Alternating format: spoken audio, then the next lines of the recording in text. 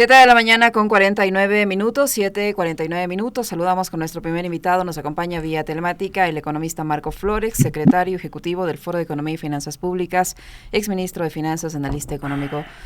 Economista Flores, buenos días. Bienvenido, gracias por estar en Punto Noticias de Radio Pichincha. Le acompañamos a Alexis Moncayo, quien le habla a Licenia Espinel. El presidente candidato Daniel Noboa, desde que terminó la primera vuelta electoral, ha ofrecido una serie de bonos y ayudas económicas que sumarían más de 300 millones de dólares. La pregunta es cómo se van a financiar estas ayudas económicas, qué impacto van a tener en las finanzas públicas. Ayer, nada más, anunció una nueva ayuda económica por una sola vez de $507 para policías y militares, entre otros anuncios que ha hecho el presidente, estos últimos ya a través de un decreto ejecutivo, y se van a empezar a aplicar para los policías y los militares. Todo esto en época de campaña electoral. Pero ¿qué impacto van a tener estas ayudas, estos bonos, estos créditos que ha ofrecido el presidente candidato en las finanzas públicas? Y sobre todo, ¿van o no a cambiar la realidad que viven los ecuatorianos en materia económica? Buenos días, bienvenido. Buenos días, Liceño. Un saludo cordial para usted, para Alexis, para toda su audiencia. Bueno, es evidente que esto es una promoción electoral, ¿no? Pero desde el análisis de las finanzas públicas, lo que no hay es el presupuesto para pagar estos bonos, este bono a los policías militares y algunos otros que se han ofrecido, por justos que sean los bonos. Porque el presupuesto del Estado del año 2025, con fuente en el propio Ministerio de Economía, las cifras que le mencionaré pertenecen al Ministerio de Economía, señalan fuentes de financiamiento, es decir, el financiamiento que le falta al presupuesto, señalan fuentes de financiamiento por 13.096 millones de dólares. 13.000 millones de dólares de números redondos. Eso es lo que le falta completar al presupuesto del Estado del 2025, que está calculado en 36.000 millones de dólares. Entonces, estos 13.096 millones de dólares, el Ministerio de Finanzas ha hecho una lista de las posibles fuentes. Hacer una lista de las posibles fuentes no quiere decir asegurar las fuentes ni asegurar la plata. Es simplemente una perspectiva de a quién poderle pedir el dinero. Y obviamente está el Fondo Monetario, están los multilaterales y un alto endeudamiento interno. Pero además hay 1.000 millones de dólares por manejo de liquidez, es decir, uso de la reserva, un uso adicional de la reserva, es el tal manejo de la liquidez. Y aparte de eso, hay en el financiamiento 2.300 millones de dólares de pagos que hay que realizar este año que se pasarían a la bola, es decir, hacer pagos del próximo año. Y yo tengo que añadir penosamente algo más. Entre los ingresos del presupuesto del Estado estaba contando, o se había incluido 1.500 millones por la entrega de Sacha. Esos recursos no existen. Entonces tenemos un hueco de 1.500 millones. De esa brecha de 1.500 millones, o se suma al déficit o se suma al desfinanciamiento. Es decir, que en el mejor de los casos, el desfinanciamiento, vale decir, los recursos que hay que contratar y encontrar de deuda bruta, son 14.500 millones de dólares en un presupuesto de 36. Esto es como el 35% de todo el presupuesto del Estado y como el 45% de todos los ingresos del presupuesto del Estado. Una verdadera locura. Solamente quiero completar este cuadro señalándole que, de acuerdo al propio Ministerio de Finanzas, se ha programado un pago de capital e intereses de la deuda pública, capital e intereses y otros pasivos, en este año 2025, de nada menos que de 11.309 millones de dólares. Es decir, más de un 30% del presupuesto del Estado estaría destinado solo al pago de capital e intereses. Es decir, esto es absolutamente insostenible. Por eso es que se ha destruido la inversión pública y por eso se han destruido los servicios públicos y por eso la gente ve lo que está viendo todos los días en cuanto a que no hay plata para Solca, para las diálisis, para los hospitales, para las escuelas, en fin, todas las desgracias que vemos todos los días. Entonces, el problema es que la economía ecuatoriana no genera los recursos necesarios y suficientes que requiere el presupuesto del Estado. Hemos pasado de una deuda que en mayo del 2017 era un poco menos de 43.000 millones a una deuda que ahora mismo es de 88.500 millones. Pero lo fundamental es medirlo con relación al PIB. Pasamos de una deuda que equivalía al 41% del PIB a una deuda que ahora equivale el 72% del PIB, con un agravante, que el incremento de la deuda no ha incrementado el patrimonio del Estado, es decir, solo hemos incrementado básicamente los pasivos, pero no los activos, y que el crecimiento económico en estos últimos 8 años tiene un promedio de 0,5% del PIB, mientras en los años anteriores era de un poco más del 3%. Entonces la situación es calamitosa y esto es lo que van a heredar los nuevos gobiernos o el nuevo gobierno. Sea si es que Noboa es el ganador, va a continuar con esto. Si la candidata Luisa González es la ganadora, no sé quién irá a ser la víctima que vaya al Ministerio de Finanzas, pero quien quiera que vaya va a tener un problema muy importante de financiamiento porque tenemos muchos recursos por pagar y pocos ingresos. Entonces, este es un problema real y efectivo. Esta es la situación real, este es un hecho, esta no es una suposición. Estos son los hechos que revelan el propio presupuesto del Estado del año 2025, que es un documento público. Uh-huh. La víctima que acepte ese cargo del Ministerio de Economía, difícil. ¿Cómo está, economista? Buenos días. Digamos de antemano sabemos que la víctima va a ser Diego Borja, porque ya lo ha dicho la candidata González, que al ser Diego Borja el economista y vicepresidente de la República, él va a dirigir, digamos, de alguna manera las políticas económicas de un eventual gobierno de la Revolución Ciudadana. Pero hay dos temas que quisiera que usted los aborde a propósito de, primero, este anuncio último del bono de 500 y pico de dólares para los militares y policías. Son al menos 50 millones de dólares, haciendo cálculos así como súper fríos y números cerrados, que debería destinar el gobierno para entregar a militares y policías. 50 millones de dólares, ¿de dónde se lo sacaría? Primero. Y después, ¿por qué razón considera usted que el FMI ha retrasado o ha pospuesto los desembolsos, este tercero que esperaba el Ecuador? ¿No será que se dieron cuenta en el FMI que el gobierno estaba justamente utilizando esa plata para hacer campaña? A ver, lo primero, si el bono o para los militares, para las Fuerzas Armadas, excluye a la policía, eso tiene un costo de 35 millones de dólares. Si es que incluye, porque estamos hablando de aproximadamente unas Fuerzas Armadas de 70.000 hombres, ¿no? Pero la policía, solo la policía tiene más de 60.000, casi 70.000 hombres. Entonces, si es que incluimos a todos, estamos hablando de 70 millones de dólares. ¿De dónde sale eso? Eso es lo que nadie sabe, porque no hay el presupuesto del Estado. Si usted mira cuánto tiene la caja fiscal en el Banco Central, es decir, en cuáles son los depósitos del Ministerio de Finanzas, la última vez que vi estaba en 700 millones, ¿no? Y eso fue hace más o menos unos 4 días. Eso varía todos los días. Entonces, ¿de dónde van a sacar? Realmente no lo sé. ¿O a quién le van a quitar esos recursos? Bueno, ya se ha quitado a la inversión pública, se ha destruido la inversión pública, pero no tenemos inversión pública en el gobierno central. En cuanto a la suspensión del desembolso de los 410 millones de suspensión o de prórroga del desembolso del Fondo Monetario, yo creo que se debe a dos cosas, ¿no? Y le voy a hacer acuerdo de algo que ocurrió en la época del señor Martínez, pero vamos primero con lo actual. Me parece que son dos elementos. Primero, el Fondo Monetario seguramente quiere ver quién mismo va a ganar las elecciones. Los multilaterales se ponen muy juiciosos y meditan mucho antes de que ocurran las elecciones y quieren saber los resultados. Las embajadas también hacen lo mismo. Y luego, en época del señor Martínez, el señor Martínez presentó cuentas fiscales falsas, comenzando en el año 2018.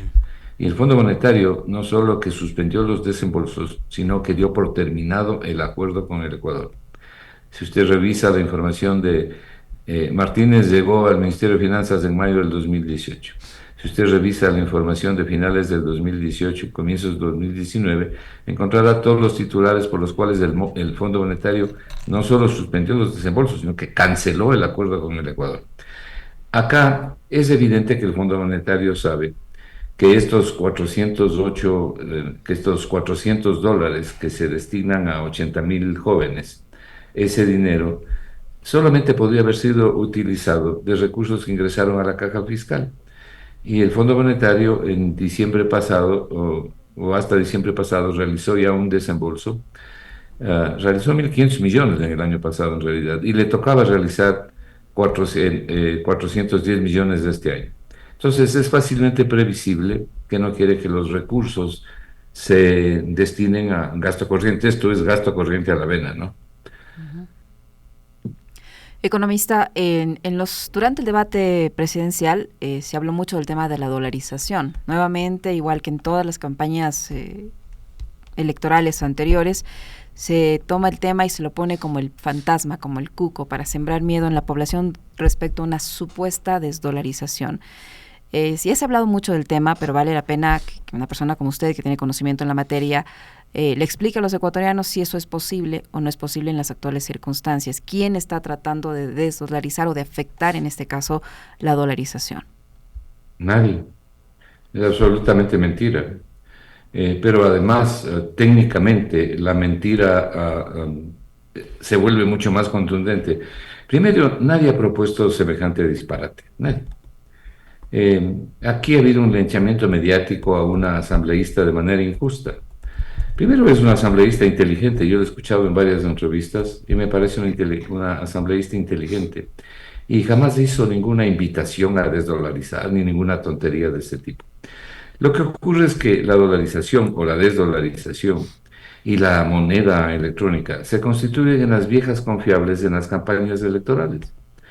Esto ha ocurrido siempre que hay una campaña electoral. Acuérdese usted, cuando se definían las elecciones con el señor Lasso, el señor Arauz, y luego también la elección anterior, apareció nuevamente el cuco de la desdolarización. Los opositores, generalmente, en este caso a la campaña de Luisa González, sacan esto para sembrar miedos en la gente, miedos electorales. ¿Por qué? Porque más del 90% de la gente apoya la dolarización. A mí lo que me parece lamentable, yo puedo comprender eso desde el punto de vista político, aunque lo rechazo, porque lo único que hace es causar daño. Pero digo, puedo desde el punto de vista político comprender por qué se hace, aunque lo rechace. Pero lo que me resulta inaceptable es escucharles a economistas que han ocupado funciones importantes en el Estado, gerentes del Banco Central, ministros de Finanzas, y que ya tienen una edad bastante avanzada y que ellos saben que están mintiendo y están repitiendo esta prédica de mentiras. Saben ellos perfectamente que están mintiendo. Yo solamente le quiero dar a la ciudadanía unos rápidos elementos técnicos para que vea que es un absurdo lo que se dice y que son mentiras los miedos de la tal desdolarización y de la moneda electrónica. En el Ecuador, la liquidez de la economía, que es algo que calcula el Banco Central, está actualmente en 89.500 millones. Prácticamente tenemos ya 90.000 millones de dólares en la economía ecuatoriana. De esos 90.000 millones, hay unos 20.000 millones que son las especies monetarias en circulación. Es decir, las monedas y los billetes que tiene la gente en el bolsillo, el dinero que está en manos del público, se llama especies monetarias en circulación.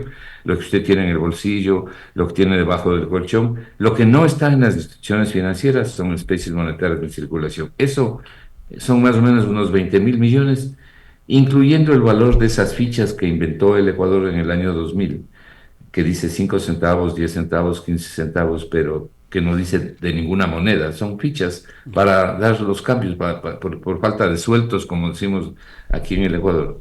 Eso es más o menos 90 millones de dólares. Bueno, todo eso suma 20.000 millones de dólares. ¿Qué nos queda?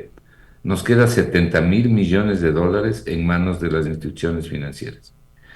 El Banco Central publica un informe que se llama Indicadores Monetarios y Financieros. ve cuánto dinero tienen entre todas las instituciones financieras del Ecuador, los fondos de liquidez, el encaje bancario que tienen en el Banco Central. Me estoy refiriendo a los bancos privados, me estoy refiriendo a las cooperativas, me estoy refiriendo a las mutualistas. Bueno, en todo este paquete de recursos, sobre todo considerando el fondo de liquidez, que es una reserva que la tienen aquí y en el exterior, hay más o menos 27.000 millones de dólares. Si usted siembra pánico en la gente y la gente cree que se va a desdolarizar, ¿qué haría cualquier persona racional? Acudir al banco y decirle, ¿sabe qué, señor? Deme mi plata, devuélvame mis dólares, porque aquí se va a desdolarizar y quién sabe qué nueva moneda me van a poner. Así que yo quiero poner a buen recaudo mi plata. Si se produce una afluencia de depositantes que van a retirarle dinero de las instituciones públicas, no hay el dinero para devolverles. Y no hay el dinero para devolverles porque, le digo, en el mejor de los casos hay unos 26.000 millones de dólares. No puede devolver usted los 70.000 millones que tendría que devolver. Es así como se producen las corridas bancarias y es así como quiebran las instituciones, incluso puede colapsar el sistema financiero. Por eso es que, y perdóneme la expresión macanuda, los temores sobre la dolarización sobre todo son o constituyen una mentira estúpida, porque es una mentira de alto riesgo que puede hacer que la gente pierda la confianza. ¿Qué sostiene la dolarización? La confianza de la gente. La confianza de la gente sostiene la dolarización, no la reserva monetaria o la reserva internacional. 6.000 millones hay de reserva internacional, de reservas bancarias en la reserva internacional, es decir, en el Banco Central. ¿Cómo usted podría, con 6.000 millones, sostener 70.000 millones? Es solamente sentido común. Es decir, la mentira es enorme y gigantesca. Esto en términos de que a alguien se le ocurra desdolarizar. Luego, algunos dicen, o algunos creen, que podría haber una desdolarización ordenada. Esto es como que usted en un teatro que está repleto y en un teatro en llamas le pida a la gente que salga ordenadamente. No hay ninguna posibilidad de tener una desdolarización ordenada. Sería una cosa gravísima para la economía ecuatoriana. Mis cálculos son que se produciría no menos de una devaluación hacia la nueva moneda, de no menos del 50% perdería la gente. Acordémonos lo que pasó ya en el año, a finales del año 2000 con la crisis bancaria. Entonces, no hay ninguna posibilidad de que esto ocurra, de que alguien lo haga.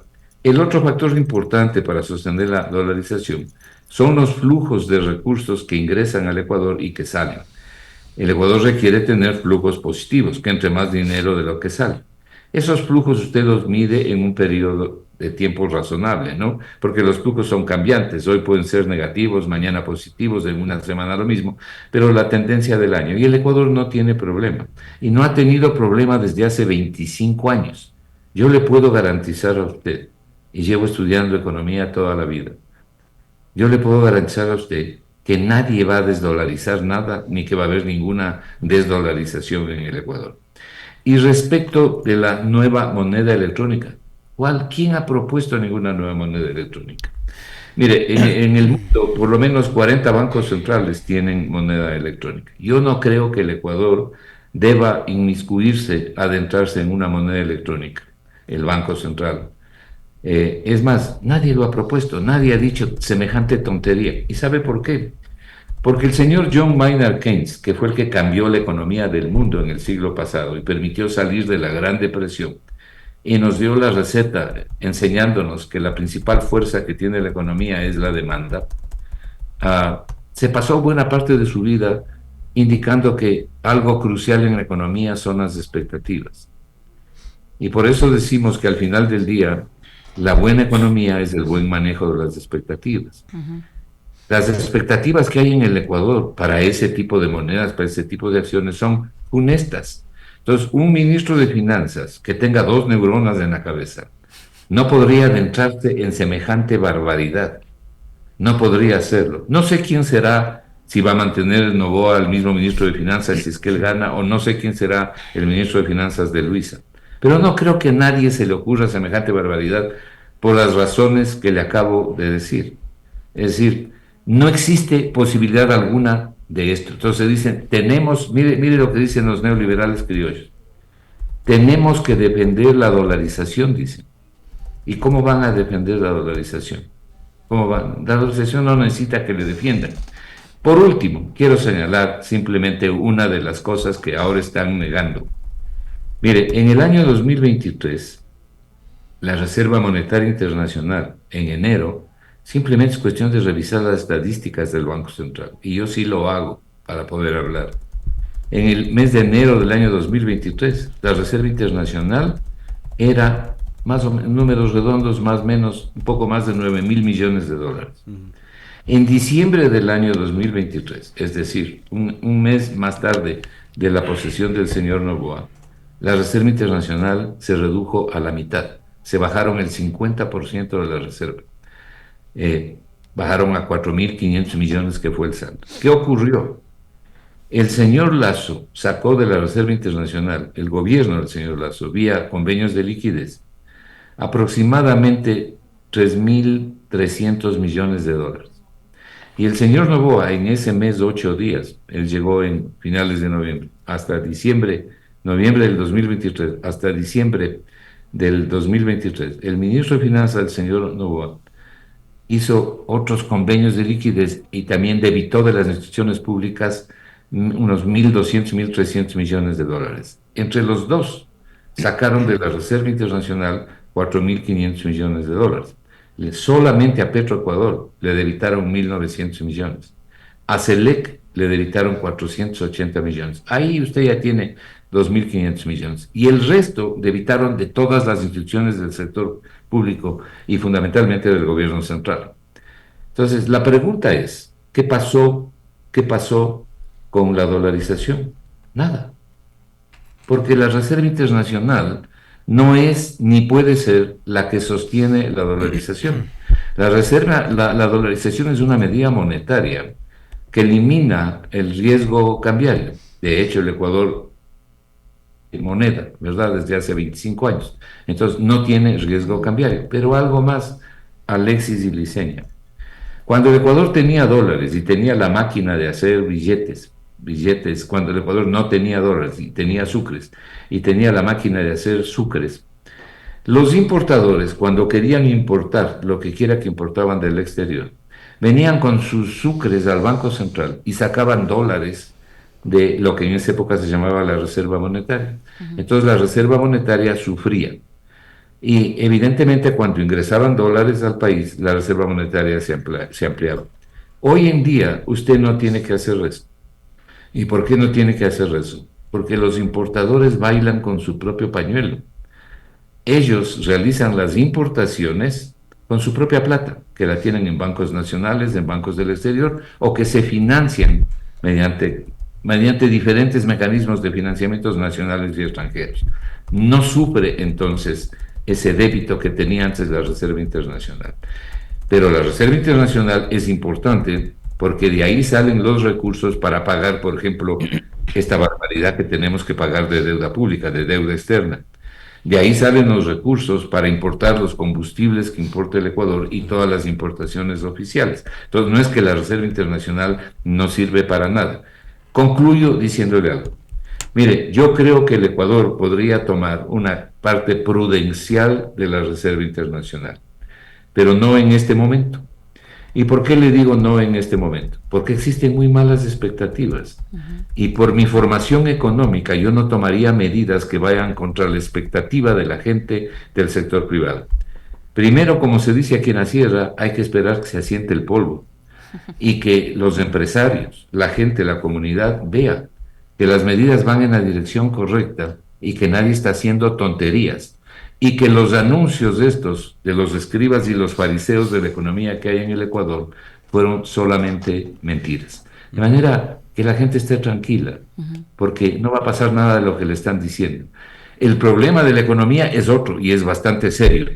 Uno de los puntos principales de la seriedad de ese problema es el tamaño de la deuda pública.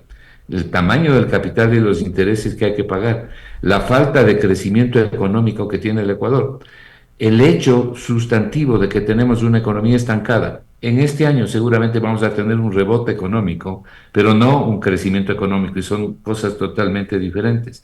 Problema fundamental es que la economía ecuatoriana no genera empleo.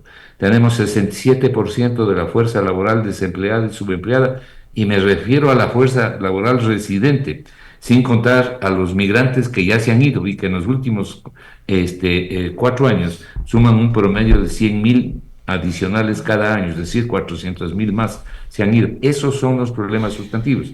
De paso, arreglar estos destruidos servicios públicos y enfrentar, yo creo que todos los ecuatorianos debemos de enfrentar, la destrucción observada y observable en la institucionalidad y el Estado de Derecho. Si el Ecuador no enfrenta, estos son sus grandes problemas, sus grandes nudos críticos, difícilmente puede salir el hueco. Y entonces usted tendrá a muy pocas personas beneficiándose del Estado moderno y a una enorme masa de la población sin poder educarse, sin poder siquiera tener servicios básicos y una vida medianamente digna, que es el objeto de la economía, que debería ser el objeto y el objetivo de cualquier gobierno que oriente su política y construya su política desde el bien común para el bien común. Esos son los problemas. Muchísimas gracias, economista. Muy gentil por acompañarnos y por explicarnos siempre estos temas de forma tan didáctica. Muy gentil, muy amable. Un abrazo para ustedes. Buen día. Gracias.